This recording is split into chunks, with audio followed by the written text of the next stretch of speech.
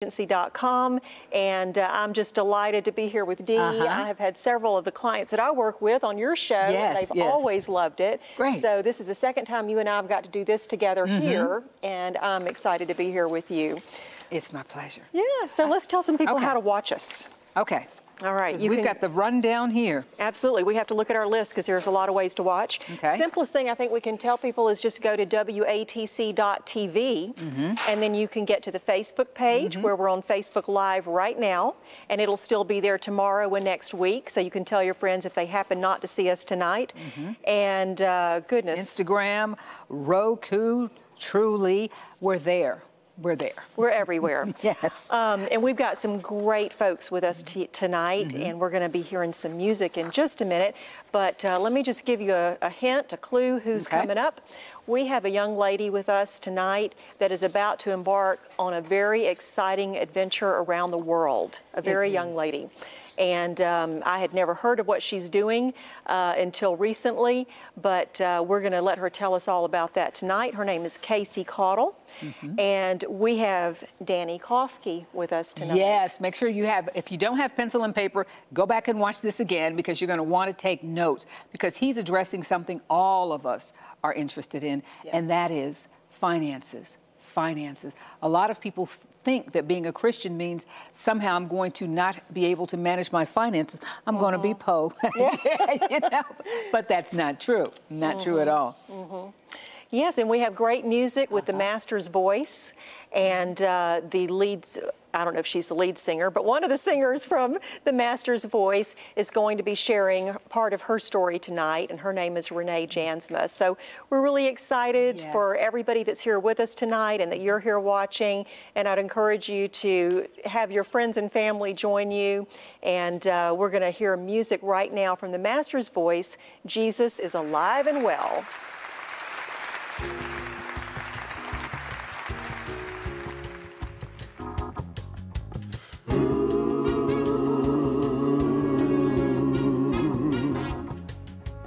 Jesus is alive and well. Jesus is alive and well. Tell everyone you see, oh, tell them for me. Jesus is alive and well. He's seated with the Heavenly Father, interceding for you and me. Tell everyone you see, oh, tell them for me. Jesus is alive and well. Now go tell your kings and your presidents, men, the coming of the Lord is nigh. You better get your house in order.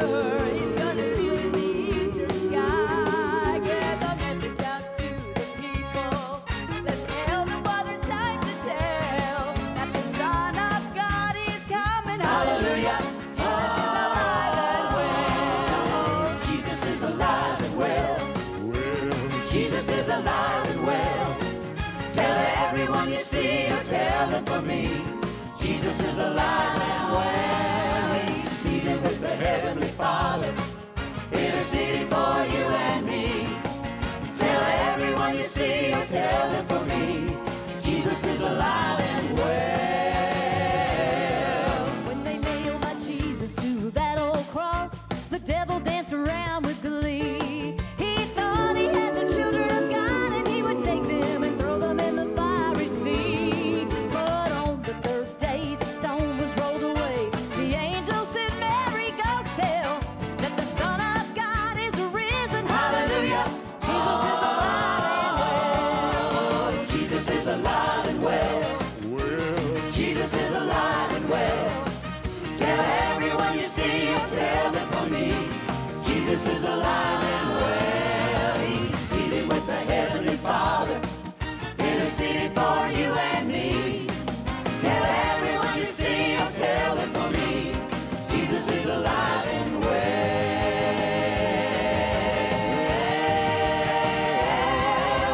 Jesus is alive and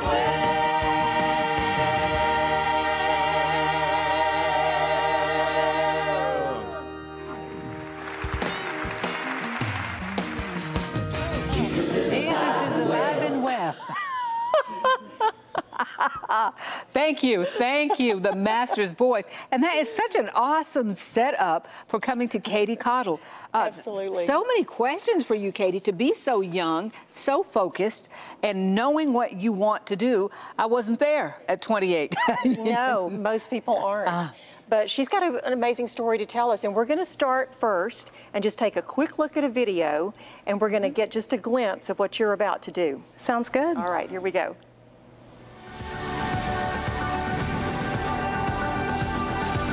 This is just what I feel like it should be like all the time.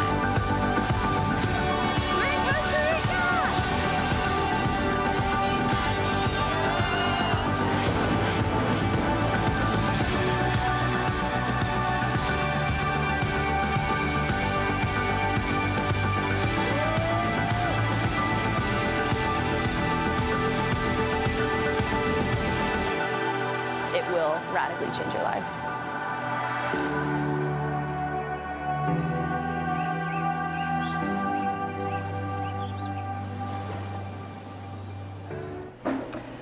Wow. That's amazing. World race. Yes. Yes. The world race. I had never heard of it until you and I met in the fall. And we were getting to know each other. We were actually on a trip together. Yeah. And we spent a lot of time together. That was a fun trip. That's a whole nother conversation. Definitely fun. But we got pretty close pretty fast. And you were telling me that you're going on the world race. And it was not clicking in my mind. I had never heard of it before. I kept thinking, she's going on the Amazing Race? Wow, this is exciting, the Amazing. No, it's not the Amazing Race. It's amazing. It is amazing. It's the world race. Yes, What ma'am. in the world is the world race? Well, the World Race is a Christian mission trip, and we travel to 11 countries in 11 months. You get to pick your route. You have to apply to get in. And the route that I chose will take me, I'll start in Africa, and I will go to 4 countries there. Then I will move to Asia, where I will go to 4 countries there, and I will end in South America, 3 there. Why? Why, Katie? Why would you do that? I chose the world race actually a while ago, a few years ago. I had just started graduate school, and I've always wanted to do mission work, and I've always loved to travel. And I had just started grad school, and I was on my way to teach. And I just thought, you know, this is something I eventually want to do. So for the last 5 years or so, I've been planning and preparing and working my way there. And this year is the year, so I'm going to take the year off and go in August. Because it's a huge commitment. It is. It's based on your love of Christ, but you've got to raise some money, lady, huh? Yes, ma'am. Oh, yes. Lots of fundraising is involved. I'm about a third of the way there, and I've had yard sales, and my home church, Traction United Methodist, they've been helping me a lot along the way. And so just, I'm planning a 5K. Eventually, I'll have another yard sale, and just trying to get the word out. Oh, so people can come and run in the 5K to support you, and that's going to be all to support your trip. Yes, ma'am. Yeah, and I don't have a date or anything planned for that yet, but I do have a blog, and I'm going to update it as soon as I know. Yeah. So everybody that does the world race, I mean, it's an expensive venture, and so yes, everyone. What I've discovered is, I guess everyone has their own web page on at theworldrace.org. Yes. So they can put in anybody that someone might know that's doing the race. They can put in just the first name, and then everybody with that first name pops up, and you can easily find the person that you want to support on the world race, and they can find you. Just put Kacie, and they're going to see Kacie Caudle on there, and they can get more information about you and your involvement in the race. And during the race itself, do you keep that page up to date? I do. Okay. Yes, so we're required to keep blogs along the way. I know at least once a month you should be, blogging, and you want to keep everybody updated what's going on in what country you're in, and what mission you're working on, and who you're helping, all those types of things. So at least once a month I'll be updating my blog. Is that the only way your mama's going to know what you're doing? Well, maybe. So how many times do you get to call or text? Right. So anytime I have Wi-Fi, I can FaceTime. Okay, good, good. Facebook, things like that. So, When I read about the world race, I wondered, how do you prepare? Because you are going to see some things that are going to be gut-wrenching and heart-wrenching. And it's going to really draw on your relationship with God. So you've got to be prepared for what you're going to see. Definitely. Yeah. So I've actually been working with my church doing smaller mission trips since I was in middle and high school. Every summer at least I'll go with the kids, and well, I've been in the youth group, and then when I left the youth group, now I chaperone the kids, and so we do help out in many ways. We've done construction and fed the homeless.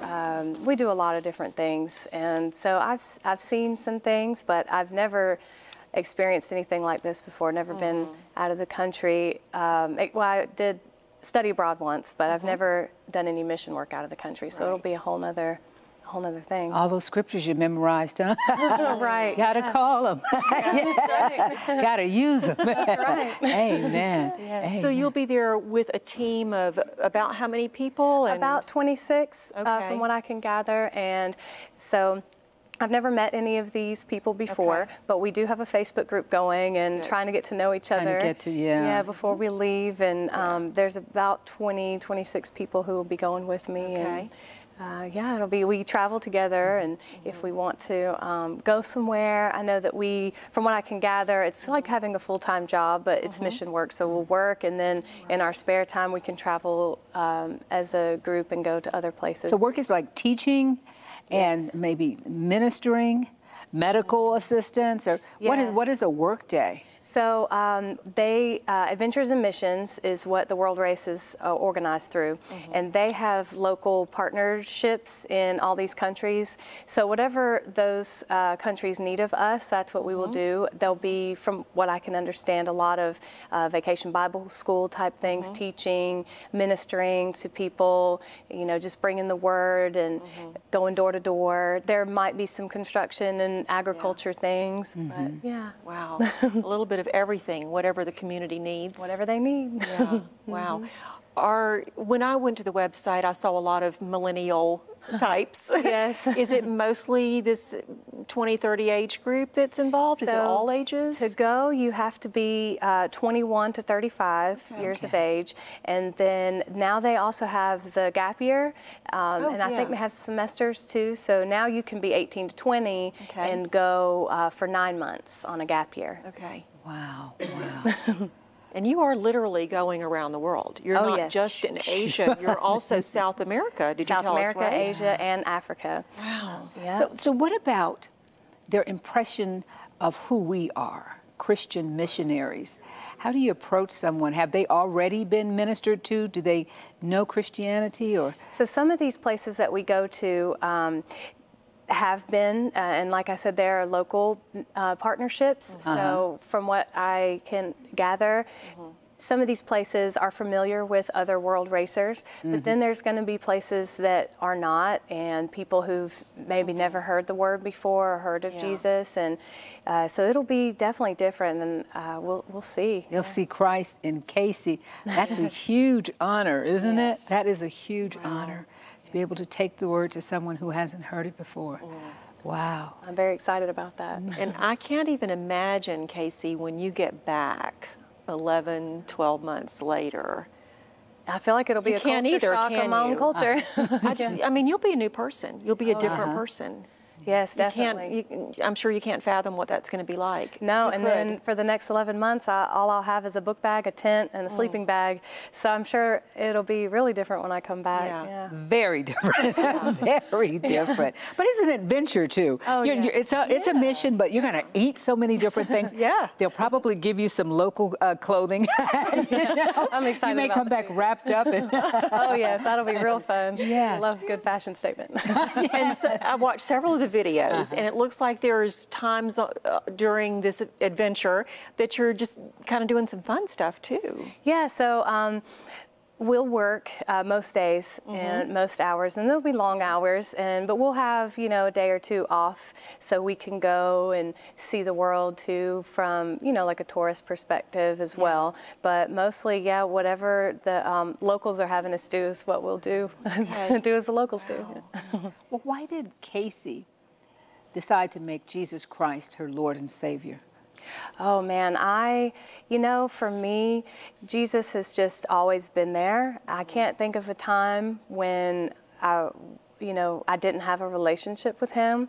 And I remember, you know, going to my confirmation class. I decided in high school, I was like, well, I want to be confirmed. So I went through the class and did that. And, you know, my relationship with Jesus, it just kind of grows every day. It's much stronger now than it was, you know, in middle and high school and even in college. But I can't even think of a time when he wasn't around for me. You know, Stacy, there's this, I guess so many people think that your generation is the generation of me.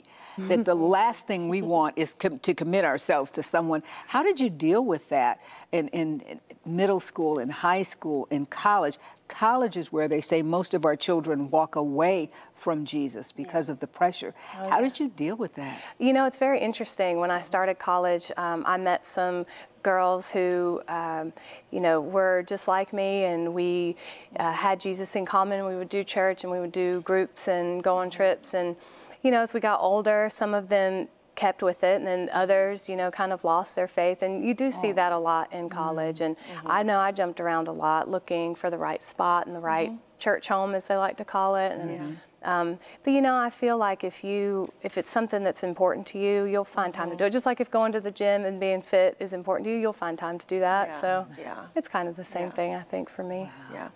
And as a child, as a younger person before college and everything, you were doing some mission trips and things. So God was developing in you a mission mindset. Yeah, I fell in love with mission work, and we go every summer with my church. I'll take the kids, and we go to different places in the States, and we'll spend about a week. And we've done roofing. We built a church from the ground up in a week one time with the help of... That's my thing. I love it. I love building.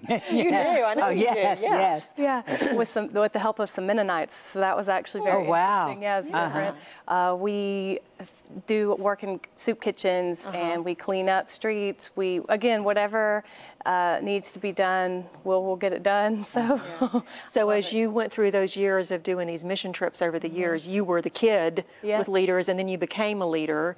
And now, so on the world race, what is the leadership situation? I mean, you're going blind, basically, because you haven't done it before. In your group, are there a few leaders that do this all the time, or? So I mean, I'm asking mom questions. Who's taking care of you? We have each squad has a leader, and so I communicate back and forth with somebody who works at the home base. And anytime I need something or have to submit paperwork or passports or things of that, I reach out to him, and he's I believe he will travel with us for the first month or two and be with us and get us settled, and then after that we just kind of bounce around, and so we get new leaders in every country we'll go to. So the tent doesn't mean you're like outdoors every night, does it? As far as I can tell, yes. So some countries will be more developed than others, and so in those scenarios, I've been told that, you know, we'll be tenting indoors, but still in the tent. So, but, you know, like warehouse types, and then some will be outside for the whole month. I don't really know. We'll find out. It'll be a surprise to me too. And you're doing some training with your group before you go, actually here in the Atlanta area. So they'll all have to travel here, but you're local, so that's good. Yeah, it can be. So what's the training? What's that there's about? a 10-day training camp, and it's in Gainesville, Georgia, where the headquarters of Adventures in Missions is. And again, I know some people who've been on the trip before, and so they've kind of told me, you know, they put you through the worst of the worst just to make sure, you know, if this happens, you're prepared. So one of my friends had her pack taken from her and had to spend the first 4 nights figuring it out and sharing a tent with people and getting to know people, and not having her clothes and her things, because, you know, if you're flying and for some reason your pack disappears or gets lost or shipped somewhere different, you're without. So they do things like that to prepare you. Spend the night on this bus, you know, like if we're traveling from point A to point B, then your night's sleep might be on the bus that night. So passports, you have to make sure your passport is not stolen. And shots, you have to do a series of shots. Immunization shots, yes. In fact, I'll start doing that real soon and go to clinics. I know there's a lot of shots. Because you know, Africa has shots. You have to have malaria pills I'll have to get, and shots for Asia, and Yeah, there's a lot. Wow. When you leave a place, what are you hoping that you've left behind? You know, I think for me, I've just always kind of wanted to leave the world better than I found it. So if I can go to a place and just know that I've done something to help someone, I'll be content. Yeah. Wow. I love it that you've realized, even, did you say 5 years ago, that you would be at this place in your life where you would, maybe the only time in your life, possibly have the freedom to leave your job and everybody to do this. There's no husband, no kids. Right. You can go. Right. So God might have kept him from you. You know, so that you can go. Yes. Not yet. Did we say what your job is? I'm a teacher. Okay. Okay. Yes, so you have that heart. Yes. Yeah, I love, you know, I help, right now I'm teaching middle schoolers and, you know, 7th and 8th graders, and they're just wonderful. You know, they bring so much to the table, and every day looks different with them, and I just love helping them. I teach them English, and I knew 5 years ago, I was like, well, you know, after 5 years your student loans get paid off, and that'll be my time that I won't have. So this is like a break for me to do that, and then when I come back, I'll... Is there any way that you can share your faith or your what you're going to do with your students? You know, there's a fine line in the education system with that. You can't really preach to them. Right. You're not supposed to preach to them. Can't you tell them, hey, I'm going on a mission trip? Yeah. I've told them. I told the kids, and they're like, what? No, you're not. And yeah, sleeping in a tent on the ground. I'm sure they're amazed. So they're like, let me see. So I showed them my blog and stuff. Like, oh wow, that's really neat. And so I've told them, and you know, anytime they ask questions, I'm always honest with them. But you know, I don't preach to them in school. Definitely. Let me ask you just one final thing. Yes. If for everybody watching, they can keep up with you at Kacie, Caudle.theworldrace.org. But just tell us in a sentence, what's the most important thing they can pray for you over this 11 months in 11 countries? Oh, I guess the most important thing, two most important things. One, to pray for me now and make sure I get everything ready, you know, and there's a lot of prep work ahead of time. And then when I get out there, just, you know, pray for safety and safety of others, and that the word can be spread, and, you know, that we can just have a safe and Jesus-filled time. Absolutely. Amen. May God just richly bless you and keep you. Yes. And I look forward to about 11 months after you start having you back. Let's hear the rest of the story. How about that, Dee? Experience all the good food, too. Yes, that would be wonderful. Yes, we'll be following you online. We're looking forward to it. I appreciate it. Thank you so much. It's a pleasure to have had you. Time for more music, huh? Yes, we're going to have some more music. What have we got coming up? The Master's Voice is back with the this time it's Living with the Light On. Living with the Light On.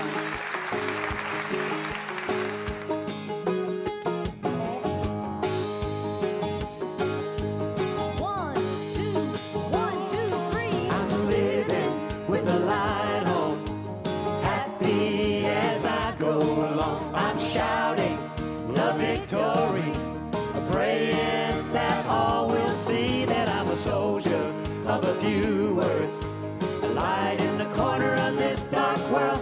Keep the fire strong till I make it home, living with the light on. My daily walk is a more than talk, my actions speak louder than words. Each and every mile brings another trial, my deeds are a witness to the world. See, I can live with Christ with my everyday life, or die by my very own sin. So I chose the life that comes from the light that only Christ can give. Oh yeah, I'm living with the light on, happy as I go along. I'm shouting the victory, praying that all will see that I'm a soldier of a few words, a light in the corner of this dark world. Keep the fire strong till I make it home, living with the light on. Just like today it happened again, I crossed the path of a broken man. He said, I just can't live this way anymore. The uncertain future is certain for sure. He said, the path I'm on is eternally wrong. There has to be more to this life.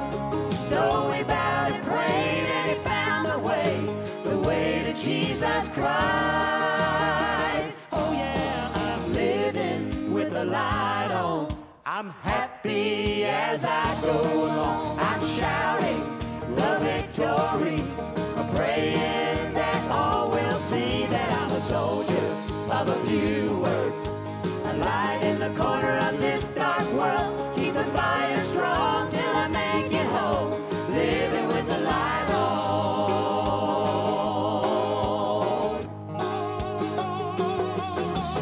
Living with the light on. Living with the light on. Living with the light on. Living with the light on. Every day I'm living with the light on.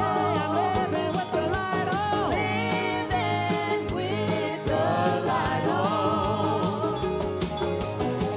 Living, living, living with the light on. Living, living, living with the light on. Living, living, living with the light on. Living, living, living with the light on. Living, living, living with the light on. Fabulous, and what a message. No one wants to live in the dark. You live with the light on. Amen. The light of Jesus. Amen. That's the only light that matters. Then you know where you're going. Absolutely. Okay, and how to get there. Wow. They're you good know, singers. They are. I heard that deep baritone. That was beautiful. And they'll be back. But right now, we want to encourage you. This is about a relationship with Jesus Christ. And the best way to have one is to talk to him. And we call that prayer, don't we? Absolutely, yes. We have people in the prayer room here in the studio tonight that would love to hear from you. And so please call and just share what's on your heart. You can ask questions about guests or just ask for prayer requests. Share praises. You may have called before and asked for a prayer request. Give us an update. But WATC TV is a ministry. And we have people on here sharing great testimonies. And the reason we do that is to connect with your hearts and to let you know that Jesus is here and he's here for your needs. And we have people that would love to pray with you. So we're going to the prayer room now.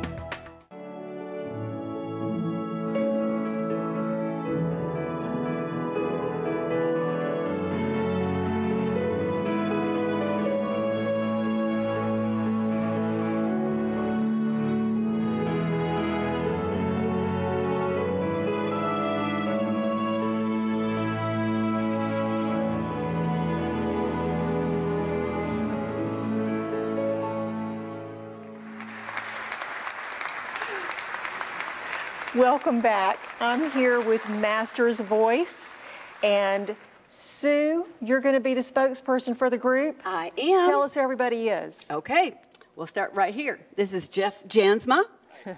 I am Sue Brack, Renee Jansma, and Art Clayton.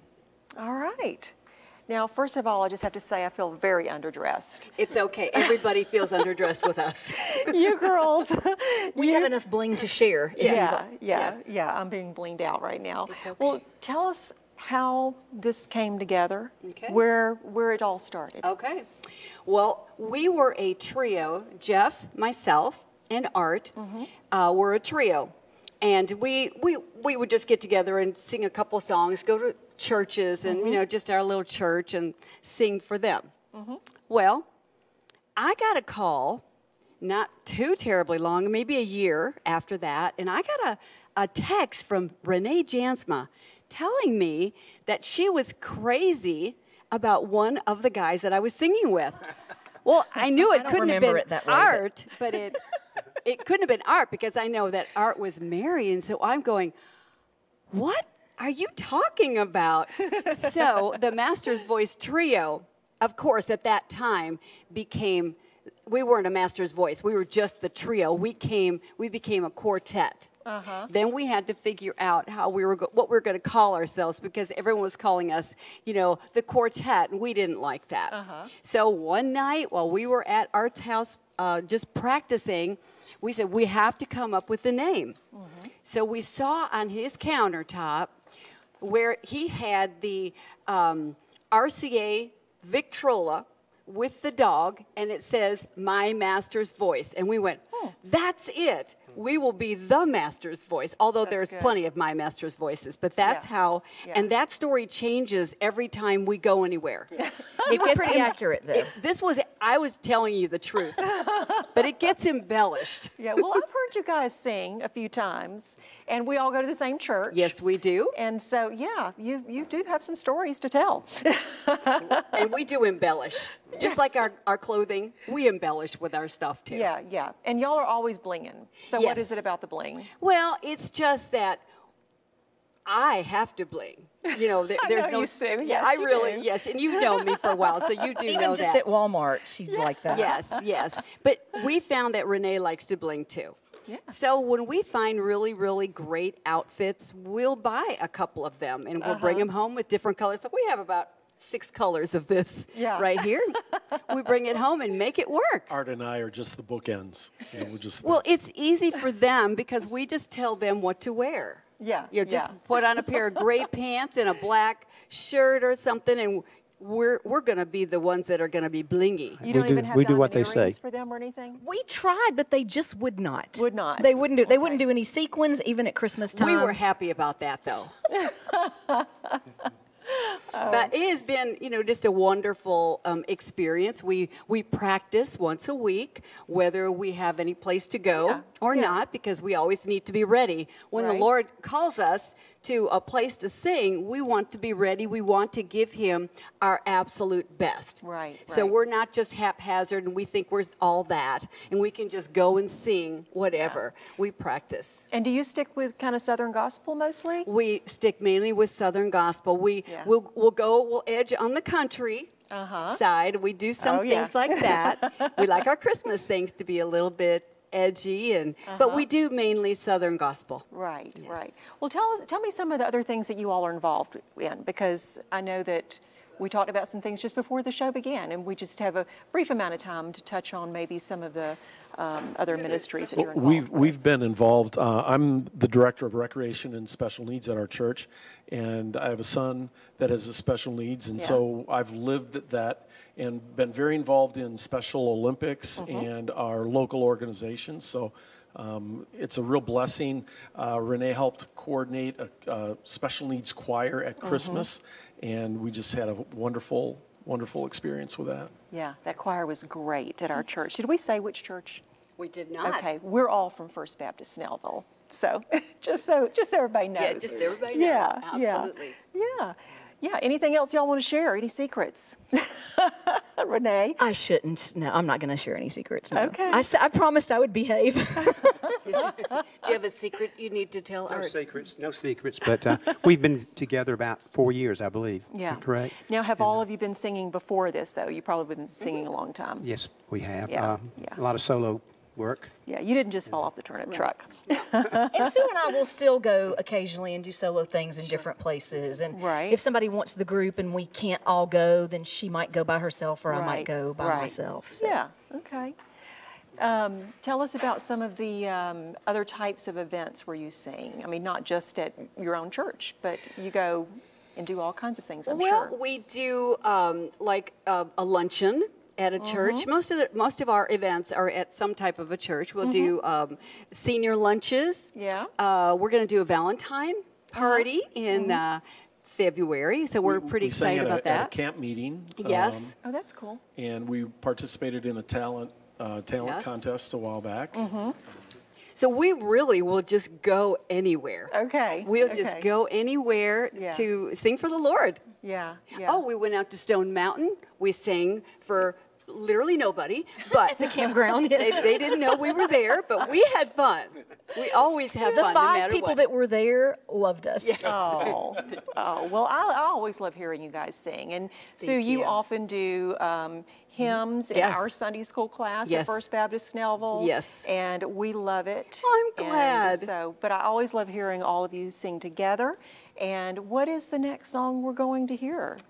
I Do we believe remember? it's I the Eye of the Storm. Yes. Okay, all right. Is there any story behind that song, why you chose it, or anything like that, just in a nutshell? Well, it was actually written by a man locally.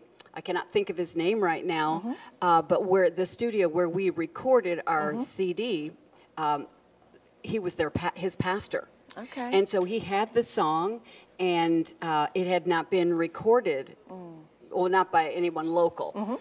And we just heard the song, and we just loved it, and it was, well, we're we'd never excited. heard it before. We're So excited we're to hear excited. it. Some people are going to hear it for the first time. Yes. So thank you for being with us. Yes. Thank you.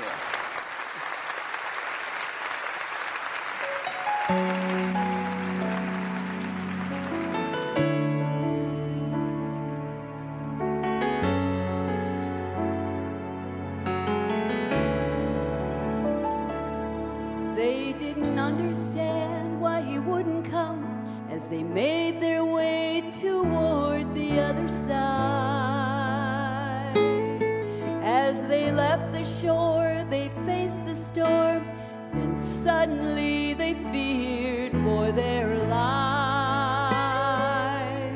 But upon the sea, they saw him walk on the water as they listened for his cry. That's when they heard him call their names, and tenderly he said, "It is I."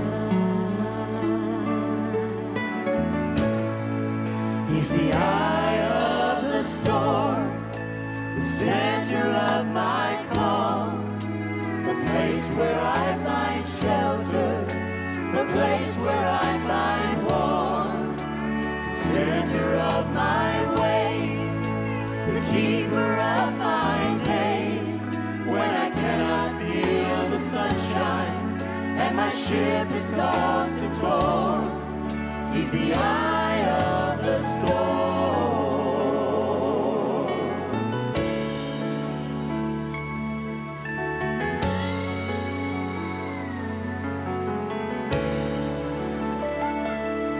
They didn't understand how the Prince of Peace could find them in the middle of their sea. But with a little faith and God's good grace, joy would overcome their disbelief. Now there are times in life I face the storm, and I wonder if I ever will survive. That's when I hear him call my name, and tenderly he says, "It is I."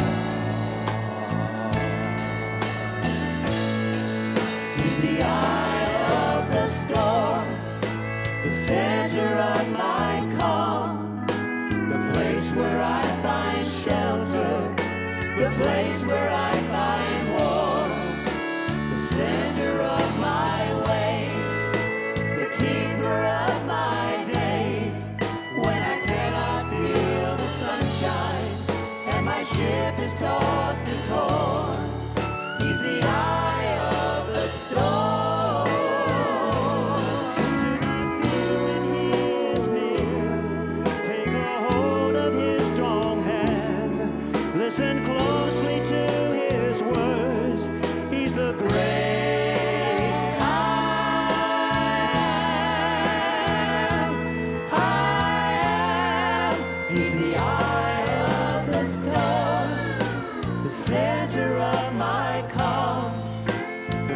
place where I find shelter, the place where I find warmth, the center of my ways, the keeper of my days.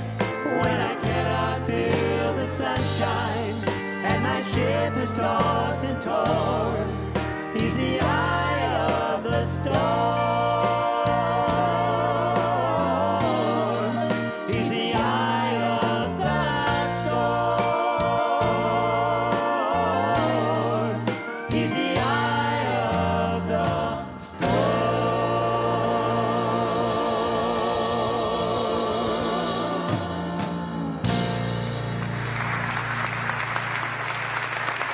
Another great one, huh? What a group. The so master's talented. voice. Very, very much. And I love the stories that go with the songs. The Eye of the Storm. Yes. Wow. Yes. And we know we're going to make this transition. It's going to be good. One of the biggest storms in any relationship is money, right? Yes, yes. Right. And so we have a guest this evening. Yes, yes. Money's always a topic of everybody's lives every day. And so we have an expert with us today who not only has written a book called The Wealthy Teacher, and we can get the subtitle on that too in a moment. Danny Kofke, thank you for being with us. Yes, thank you for having me on. Thank you so much. And so part of the many points in your books plural, is your personal story and what you've learned from it to help other people as a teacher. Yes. You're basically at this point almost completely debt-free. Yes, on a we are. teacher's salary. Yes. And your wife is not a 1% corporate executive No, either. she's She's also a teacher. And a part-time one at that. Yeah. So. Wow, wow. So I guess the tell us question the is, story. how did you do it? My son had an opportunity to go to school for free. They said, we will send you to school for free if you will become a teacher. And he goes, Mom, then I'll be broke all my life. So, okay. Danny. Yes, yes. Because he still needs to finish that degree. So where did it come from, the concept that I'm going to do well on a teacher's salary? You know, I was very blessed to be brought up by parents, and my grandparents were very, very frugal people. So my brother and I, we grew up in a 2-bedroom, 1-bathroom house, lived in that house until I went into 6th grade. So I had friends that, you know, they had a lot bigger houses, a lot nicer things than we did. But yet I looked at my family, and growing up, you know, you're growing up, it's like, oh, I want this, I want that. Of course, we were kids. But as I got older, I thought back, and I'm like, you know, we never lacked for anything, or never felt like we lacked for anything. And we always had a sense of happiness. My mom was a stay-at-home mom until I was in 6th grade. So we had a very tight family unit, and I look back at all the childhood memories, and they were all happy ones. It never was one of I was without. It was always, oh, I had enough. Whereas some of my friends that had a lot more than I did, they didn't do so well growing up. They, you know, they would get into trouble. They didn't treat their possessions like I treated mine. So I think I was very blessed by having parents and grandparents as that influence of what it is like to be a wealthy person. And you know, as a child, you don't see that. I know there are lessons I learned that I didn't see until later. So you didn't know that you were learning those things. No, not at all. And you know, hopefully there's something in there for my kids, right? Because a 9th grader and a 6th grader, I don't think they see it quite right now either. But yes, I think, you know, it's important as parents that the kids don't act like it at the time. But yes, I do feel, and for me, there were some great lessons that I learned. Wow, we're hearing so much. I'll just go into this area. Your wife could have been, you say she's a part-time teacher. She is now. She could have been working full-time and put the kids somewhere else to have someone else take care of them. And this is not to downplay those who've made that decision, but to say that that can be a workable decision. Sure. You can have things and stay at home. Yes, and that's you hit it right on the head. For some people, that's what works. But we knew it didn't work for our marriage. When we got married, shortly after getting married, we talked about what our life goals, and that was probably a big key to our financial success, having a plan. Most people don't have a plan. You know, I mean, if you fail to plan, you're planned to fail, right? And I think a lot of people do that. So we had goals, and one of them them was for Tracy to be a stay-at-home mom when we had children. Now, ultimately, you know, we have a little say in it, but, you know, ultimately it's up to someone else when that time happens. But we prepared ourselves. So we, at that time, she was a teacher as well. We tried to live on one salary for those first 4 years of marriage to build up for that. Exciting. Because we knew if we had children, and at that time as a teacher, I was making about $42,000 a year. If we had a huge mortgage, if we had car payments, if we had credit card debt, it would not be possible for her to stay at home. So we, and this was in the early 2000s, so I heard everything. Get off your wallet, Danny. Oh, you're so cheap. We had Who was saying those things? Oh, colleagues, because we were living differently. And that's the thing. When you do make that change, people will try to bring you down a little bit. Misery loves company, right? But when we first started off, we shared one car for 3 years. We taught at 2 different schools.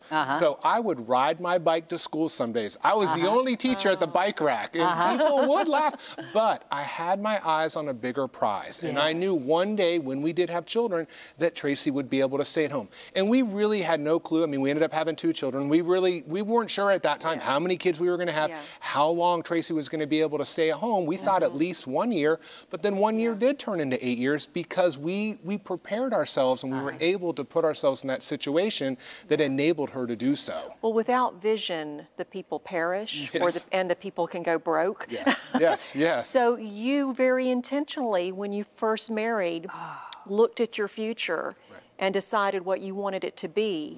And you decided that you talk about the why. And so you decided, you know, what you wanted and why and how you were going to get there.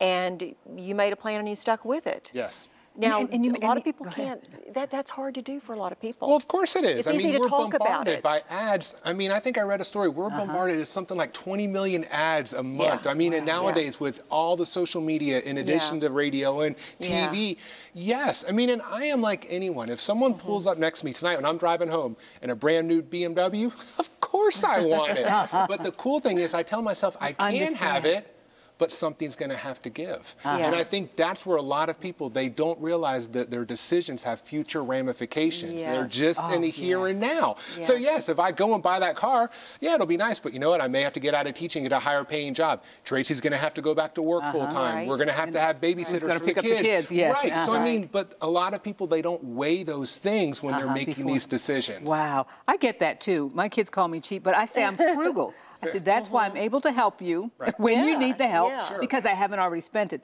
I'll tell you, I've driven a Mustang, and I haven't had a car note, Danny, for who knows when. It's a 1997 Ford Mustang 4.6. That you're still driving? And I'm still. It's in the driveway. Right. And part of the thing is, I had cars. I had a Corvette. I had a BMW. I had a 280Z. And I said, you know what? I'm pouring money into these things, and where are the cars? They're gone. Yes. I said, so you know where the money's going from now on? In my pocket. Right. You know. Right. So, and I bought those cars to keep my kids happy. You know, and really, and I found out that that's not what their happiness was about. No, you know. it's time. It's time They invested needed in me them. to sit there and to touch them and to hug them and to look them in the eye. And I began to see that I didn't need to keep up with someone. And so when my friends, they joke about it right now. When are you going to get rid of that old car? I said, I don't know. You know, when I decide it's time for me to get rid of it, I'll get rid of it. You know? Well, it's funny you say that. I just got a used car, but I drove the same car for 16 and a half years, and I drove it till it died. Literally, on my way to work last month, it died. I mean, completely side of the road. I actually had to have a tow truck come and tow it to the dealership. But I went 16 and a half years without a car payment, so I'm like, well, you know, I've gotten my use out of this thing. Right? But a lot of people, they just think, okay, every month I'm going to have this car payment, and I mean, average car payment now is like $400 a month. So you think if you could invest that, or you put it in a savings account, how much at the end of the money year, you that's have. $4,500 plus another 800.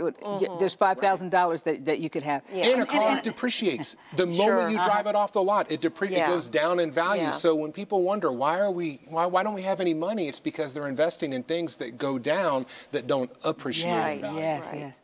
I think one of the financial guys says there are things that feed you and things that eat you. And I have friends that in Columbus, they have some lovely subdivisions, but I had 5 kids and I was primarily the breadwinner. And I said, I can move out there next door to them And I work on a property, so I would look, Danny, and I would say, what does it cost to replace that roof? I'm going to have a bunch of money.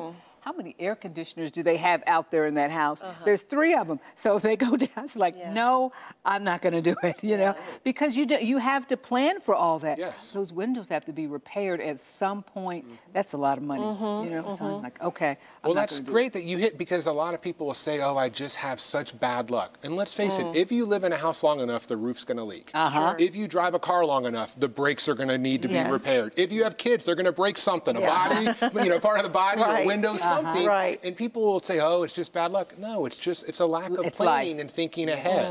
And you just have to be prepared. Give us 2 or 3 things. We talked about the car. We talked about living in probably a modest house. What other ways can someone on an average income save money? Okay.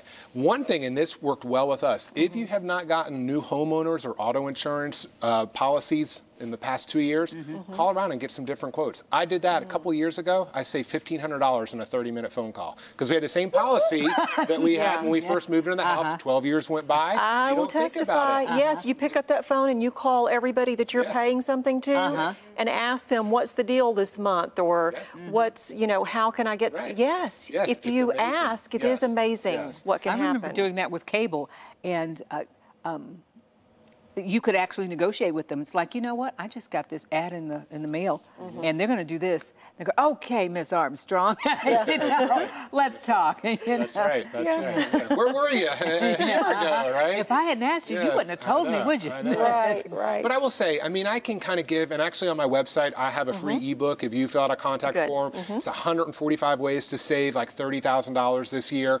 But I will say, a lot of those, I mean, they can apply to you, but money is so personal. So the number one thing, what I tell people to do, walk around with a piece of paper and pencil. That's what we did. Now you can use a smart device if you want to, but track everything you spend for at least 1 month.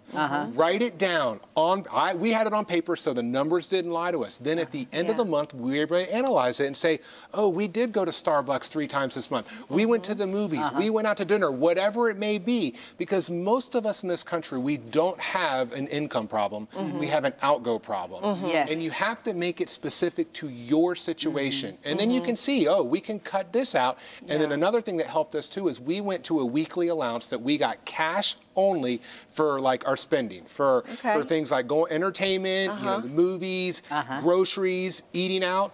And then once the money was out, that cash was out, we didn't go out the rest of the week. Now, it is really, really difficult to part with the green stuff. It's not so hard to swipe a piece of plastic through a machine. There's a difference. The green stuff, we have that emotional attachment to. I got up at 5 a.m. to earn this. We don't think the same thing when we're swiping a piece of plastic. So that's delayed. That's delayed. I'll pay that later. I'll think about that later. Yes, it's like Monopoly money. You don't even think about it. It's not real. What do you think your kids have learned from looking at Daddy? There's times, I mean, it's interesting. They'll say, oh, Dad, you know, especially with a car, oh, just go buy a car. I mean, but then they also see that we are a happy family. They are surrounded by a lot of people that their mom, I mean, Tracy went back to work a few years ago full time, and we had tripled our income from when we were living on one salary. We were more miserable than when we were making $40,000 a year, and our date nights was a Redbox movie and a Subway sub. So that's why she went back to working part-time. And I think, you know, they see the happiness that we have. Do we have all the bells and whistles and toys that everyone else has? No. And, you know, they're in 9th grade and 6th grade, so of course they tend to want those things. But I think we're laying a good foundation that they'll see it at some point of like, okay, I see the plan and why you did what you did. Now, one of your daughters has co-written a book with you, or wrote a book? She wrote her own book in 4th grade, the Financial Angel, What All Kids Should Know About Money. So we had her, well, she came home, and she came home one day, and she said, Dad, you need to buy me a computer. And I'm like, well, why do I need to buy you a computer? She goes, so I can play Minecraft. I said, whoa. I work all day, and I'm going to buy you something to play. I said, let's think of some ways you can make some money. So because I was an author, I contacted my publisher, and I'm like, you know, Ava's throwing this around. And she said, well, if she wants to try to write a book, we'll see. So she did it. It's traditionally published, and we actually did a daddy-daughter presentation. They flew us to an Army base in Wisconsin. We did this presentation, and we got paid enough that I was able to give her enough money, and then she went out and bought her very own computer. All right. Her own money. So she will never forget that. She still has that. That was 5 years ago. She still has that computer. So, you know, little things like that, and we try to teach our kids anything, if we make a mistake with money, we're open with them and honest because we just want them. I think that's so important. I don't think I told my kids enough of my mistakes. I thought I'll keep it from them so they won't be traumatized by it or something. I'm like, no, I should have told them. So they could understand why I did what I did. I mean, if you're in really dire straits, obviously you don't want to share too much, but I mean, the day-to-day, I don't think it's a bad thing. And money's a taboo topic for a lot of us, and that's why so many are in trouble. So to me, it's great teaching lessons. If you did mess up, hey, guess what I did? I was so, it cost me this much, guys. Don't ever do that. Even some parents want this facade in front of their children that we're doing better than we really are. And it always catches up to you. I mean, in the end, it'll catch up. So we're talking about you on a teacher's salary and getting to the point where you're virtually just about debt-free at this point. And a lot of people that are watching aren't teachers, but there are a lot of people just in life that are living paycheck to paycheck. And one emergency can devastate their finances. Give us just a parting word on just in general that people can think about, inspire, a practical, whatever you want to share. I mean, I will say, this may not be inspiring at first, but it isn't easy. I mean, it's not always easy to save money, but if it was easy, everyone would have money, right? But it's worth it. And I just want others to learn from me. I mean, I know you mentioned I'm a financial expert. I guess now maybe I've written 4 books and been on TV and things like that. So I guess I am, but I'm really not. I've never taken a finance class in my entire life. Yet here we are, right? And I want to show others, this special education teacher can do it. They can do it too. On paper, it is pretty easy. I mean, spend less than you earn. I mean, it's pretty simple, right? I know that then the emotions get involved and it becomes much more difficult. But that's what I want to show others is that, if I can do it, they can do it too. Wow. Well, thank you so much. I just want to know, what's your goal? You got 30 seconds. Once the kids are out of the house, you don't have to save as much. What is Danny going to do with the money? Gosh, that's a great question. I mean, I just be able to give to whoever I want to give to. I mean, just that's kind of what I like, the financial freedom. It's really not, I've had nice things before that, but when you're able to leave an impact and a legacy, that's priceless. Thank you for this important message to everyone that's watching. And we'll be right back in just a moment with more.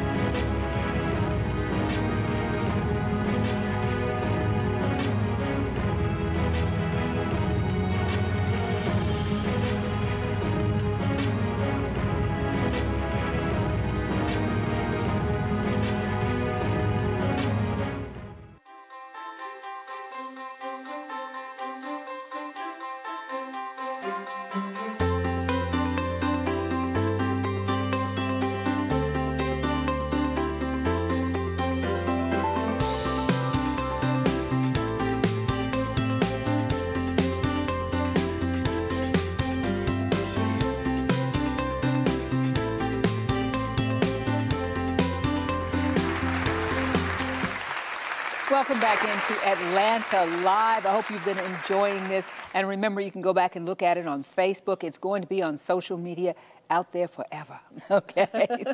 Our next guest just inspires me so, because I dreamed of doing what you do. Okay. You can come on up there with us. Just grab a mic. Don't tempt me. Okay. Well, Renee and I have known each other for a while. Renee Jansma, you've been singing tonight with your group, and your talent as a singer that I've known for many years, I mean, my husband's one of your biggest fans ever. Oh, excellent. So, yeah, we just love you. Thank you. And your voice and your music ministry that we've heard for so many years, my family and I.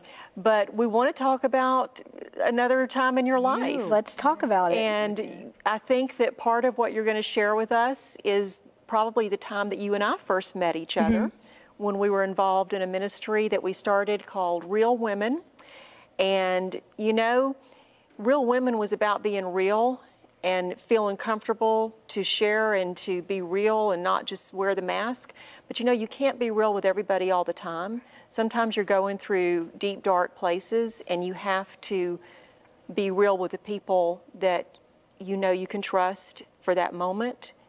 But today you're at a point where you're ready to share at least part of that story. Yes, and it is kind of ironic that you say that, because the group was built on the concept of being real and taking off the mask, and you had no idea. No, right. Clearly, I still had a mask on. But you can't tell everybody all the time everything. So, but today's, God said share. Yes. So, yeah.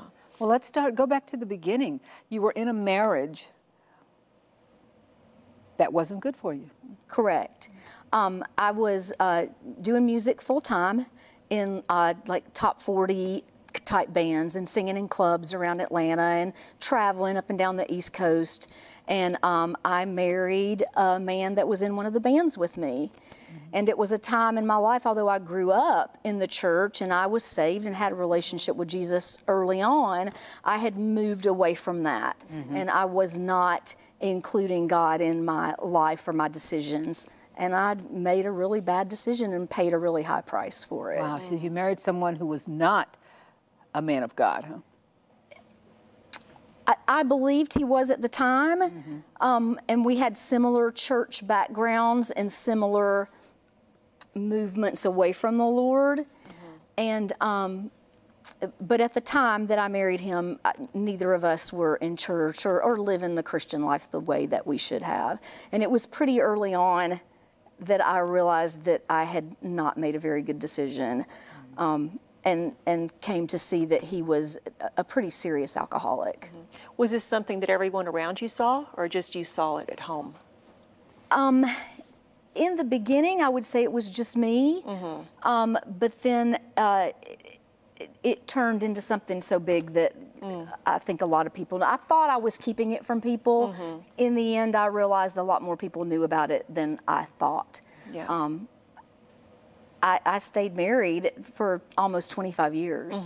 I didn't want people to know what a bad decision that I had made, because I was a strong, independent type woman. I was not known for making such decisions. And I think that I would have been one of the last people that people around me would have ever thought would have gotten themselves into a situation like I was in. Wow, so you had children?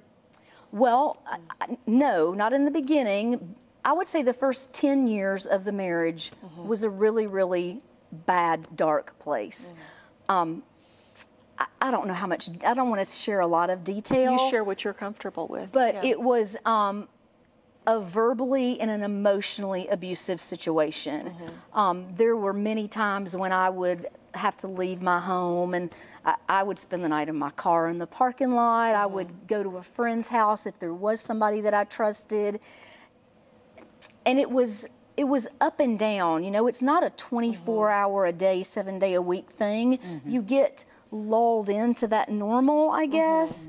And oh, there he goes again. yes, exactly. I'll just get through this and be back tomorrow. And it would be okay for a little while. Maybe it would be okay for a week or a month or 3 months, but then it always came back. And when it comes back, it's worse than the time before. It's very progressive. So we didn't have kids because I was at least smart enough to know that that was not an environment to bring children into.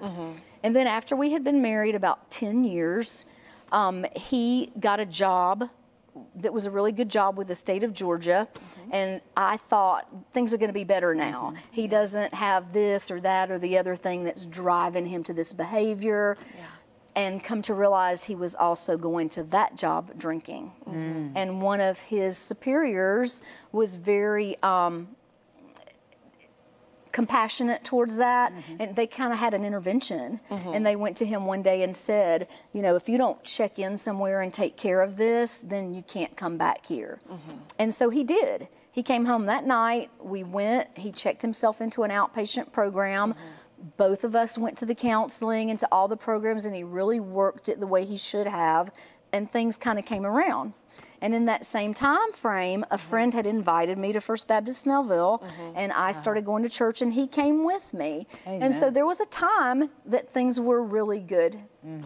And we decided to buy a house, move out of our condo, decided to start a family. That didn't work out, and so we adopted a little girl, my daughter Presley.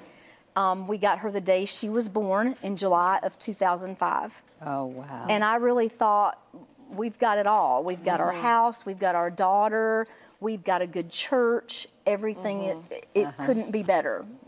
And she was not but just a few weeks old, and he relapsed and began to drink again. I didn't really realize it at first. I know that sounds ridiculous looking back, but you just don't want to believe the worst about somebody you care about. And so here I was now, if I'm having to leave my home in the middle of the night, I've got a baby with me. I had quit my job because I wanted to stay at home. I was 42 when we got Presley, and I had waited a long time. I didn't want somebody else to raise my daughter. So then I really felt even more trapped than I had ever felt before. Dependent upon him. Yes. Wow. At any point during this time, did y'all go for counseling together before Presley or after? We would go, like I would be able to talk him into something, but I think he would go just to get me to be quiet.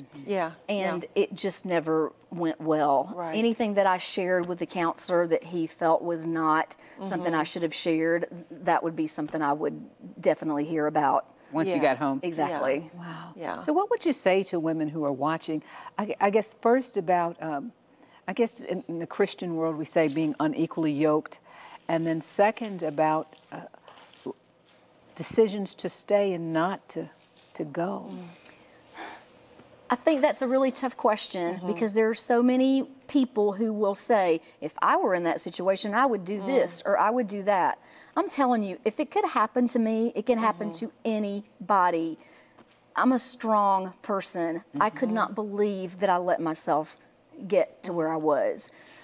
I think you just have to do what you feel like you have to do at the time. And when you're a mother, you're in survival mode too. Exactly. Because you're just raising a baby. A new baby. And trying to shield her from all that. And he was not engaged in parenting. You know, even though he was living there and I was married, it was still like being a single parent. And I wanted to protect her. And I still felt like, I mean, at that time, we had gotten back into the church and very involved in the church and my ministries, and I was teaching children's choir and singing. I was on this show, and all that stuff was going on in my house. And I thought, if people know, they'll think I'm a fraud. They'll think I'm a fake. Nobody's going to want to hear my story or my testimony or hear me tell them about Jesus when I can't even control what's going on in my own house. But the truth is, you can't control them. Exactly. Yeah, that's between him and God. It was, and it was a lie. You know, Satan was trying to beat me down and make me think that what I had to say wasn't worthy because of what was going on in my home. So when did you decide, okay, it's time for Presley and me to leave? Well, it had really ramped up to an all-time high of bad.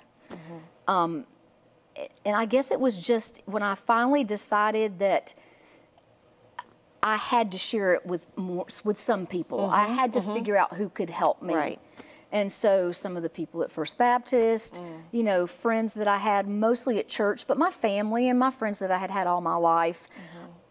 I don't know what the turning point was, except to say I finally got with a really good counselor, and she guided me. And she actually gave me a book called Boundaries. And I read this book, and I just thought, you know what, I've got to set some boundaries. I cannot continue to raise my child like this. She's getting older. She hears these things. I can't shield her from it anymore.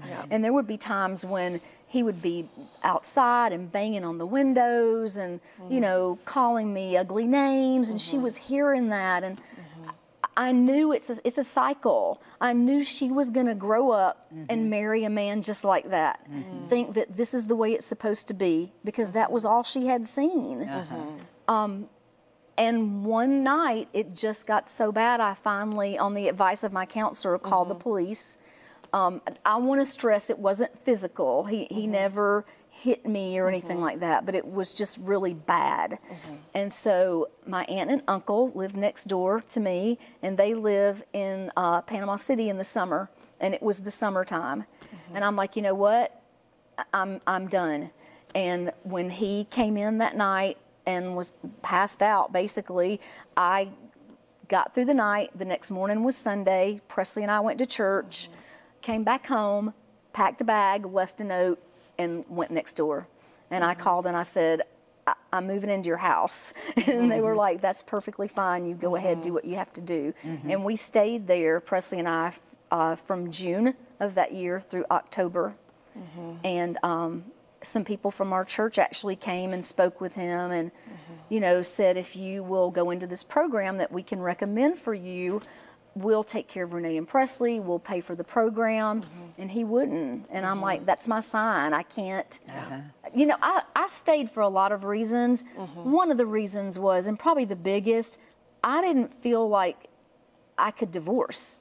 I just couldn't. I didn't feel like that was biblical or godly, and it wasn't what I was supposed to do. And I was determined not to fail. Yeah, sure. But I don't know. I'm just really glad I heard that still small voice say, you know, I don't expect you to stay here anymore. You've done your part. You've done everything right. There's nothing else you can do.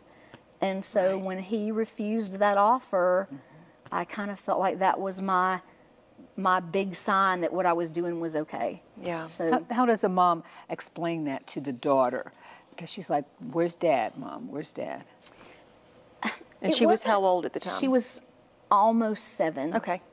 It wasn't quite as hard as you would think, because she would actually say, why do we stay here? Why did you marry him in the first place? Can we leave?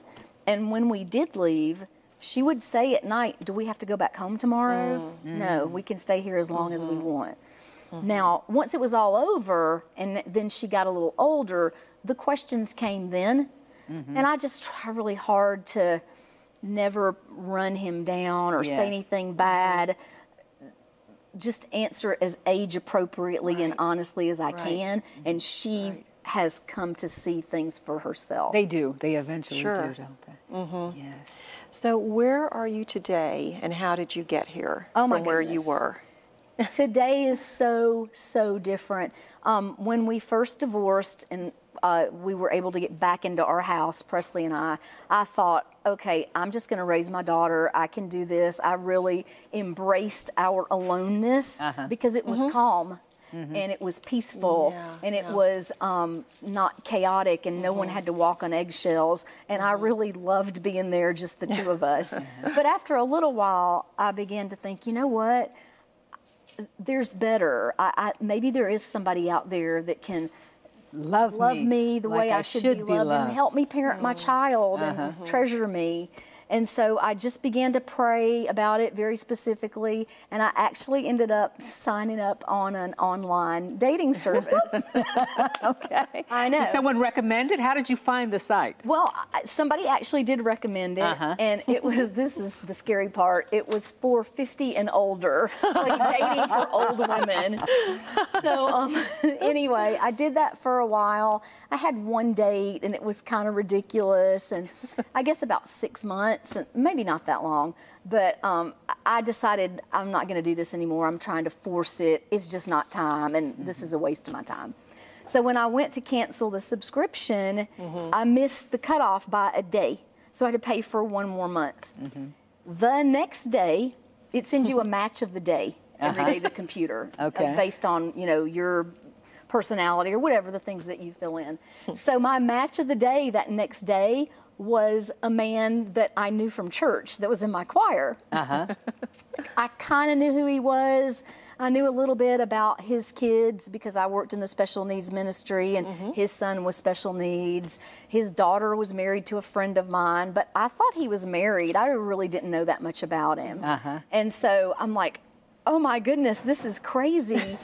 And so I sent him a Facebook message, and I said, you just came up as my match on this dating service, and I'm embarrassed. I don't even want to see you. Like, when I pass you at church, don't even look at me. And he said, well, I don't know. I don't think it's embarrassing. Why don't we go to lunch after church? Let's go talk about this I thing. said, oh, you were married. So anyway, he kind of told me his story, and it was spring break week. So long story short, we went to a hockey game that week, and he invited me and Presley. So that really like won me over right away. I'm like, this man wants to take me out, and he's gonna ask my daughter to go too.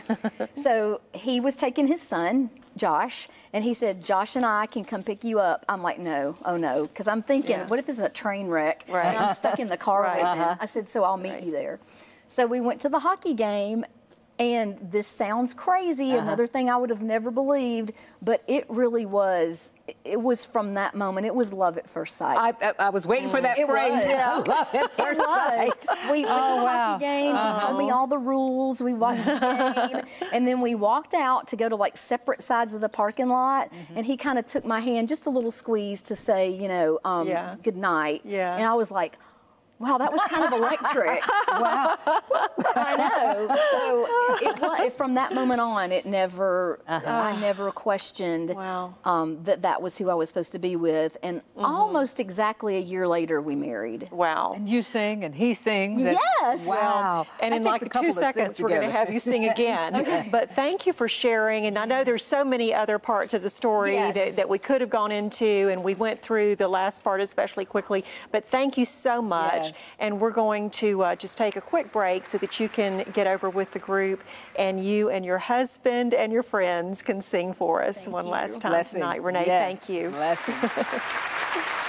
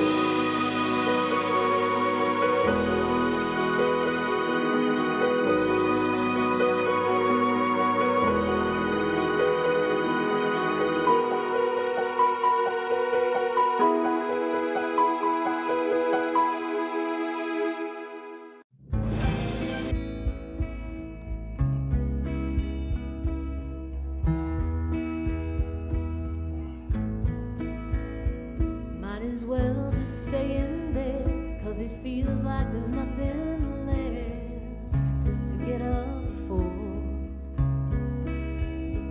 Curtains closed, the fan is still, pillow soaked, can't find the will anymore. But that stubborn sun just won't take no, keeps slipping in a little ray of hope, won't let me let go. Keep feeling, keep trying, keep praying, keep rising. When you can't stand the pain inside and all you want to do is die, you barely feel your broken heart beating. Keep breathing.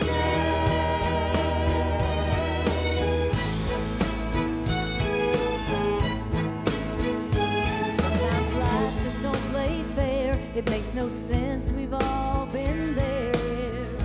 Drink the bitter cup. But the earth keeps spinning on. Step by step you move along. No, but don't give up. Eventually the clouds do part and waking up gets less hard. Keep feeling, keep trying, keep praying, keep rising. When you can't stand the pain inside and all you want to do is die, you barely feel your broken heart beating. Keep breathing.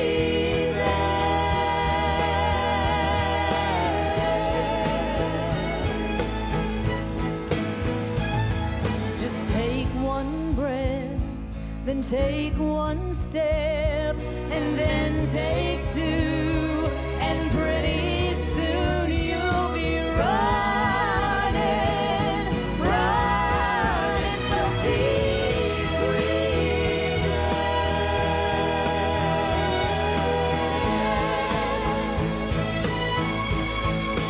Just keep breathing. Just keep breathing.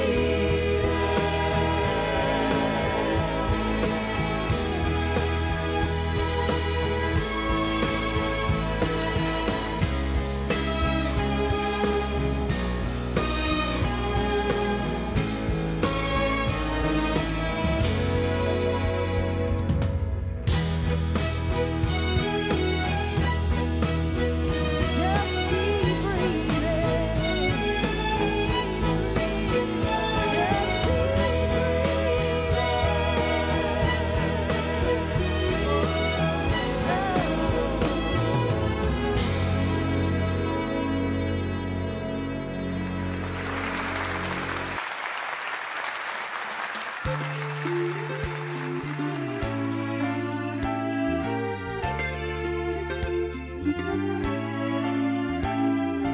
I will arise and go to Jesus. He will embrace me in his arms, in the arms of Christ my Savior. Oh, there are 10,000 charms.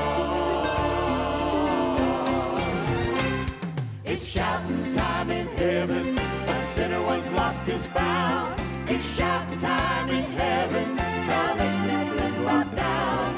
No wonder the angels rejoice to know my sins have been covered by the crimson flow, and now I'm feeling fine. I'm walking on the highway with my Lord, my name is written down in the courts above. It's shouting time in heaven, oh yes, it's shouting time. Come ye weary, heavy laden, lost and ruined by the fall. If you tarry till you're better, you will never come at all. It's shouting time in heaven, a sinner once lost is found. It's shouting time in heaven, salvation has been brought down. No wonder the angels rejoice to know my sins have been covered by the crimson flow, and now I'm feeling fine.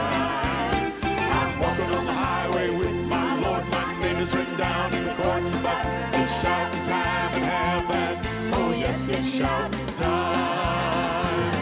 It's shouting time in heaven. A sinner was lost is found. It's shouting time in heaven. Salvation has been brought down. No wonder the angels rejoice to know my sins have been covered by the crimson floor. Now I'm feeling fine. I'm walking on the highway with my Lord. My name is written down in the courts above.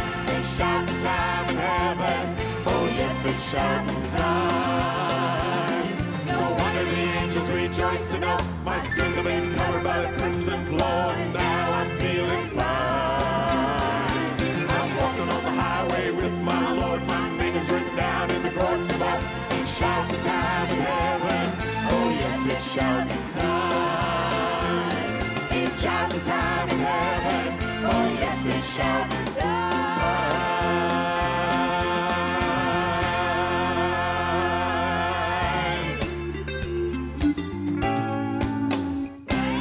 Shouting time in heaven. A sinner was lost is found. It's shouting time in heaven. Salvation has been brought down.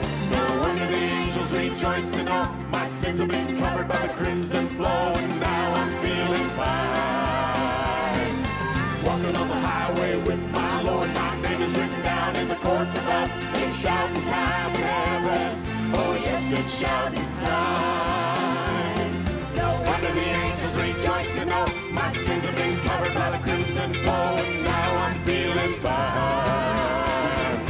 Walking on the highway with my Lord. My name is written down in the courts above. It's shouting time in heaven. Oh yes, it's shouting time. It's shouting time in heaven. Oh yes, it's shouting time.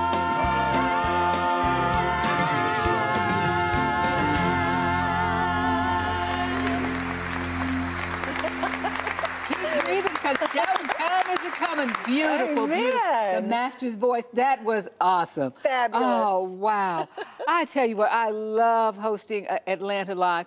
It does so much for me. We come to interview people, but I feel like I have been filled up. Yes, wow. yes. Great Each guests one of the tonight. testimonies, yes, Absolutely. just fabulous. Yeah. And even before the show, when we sit down with them, it's always a blessing. Yes. And then coming out here and they get to share with everybody watching. And so, yes, some great people tonight, great sharing. And speaking of sharing, too, share this Facebook episode with everybody that you know, because it touches everybody somewhere in their lives. We talked about money. I'm definitely going to I have a daughter starting a business, a niece starting a business. I'm in business, and I'm always looking for ways to enhance it. Right.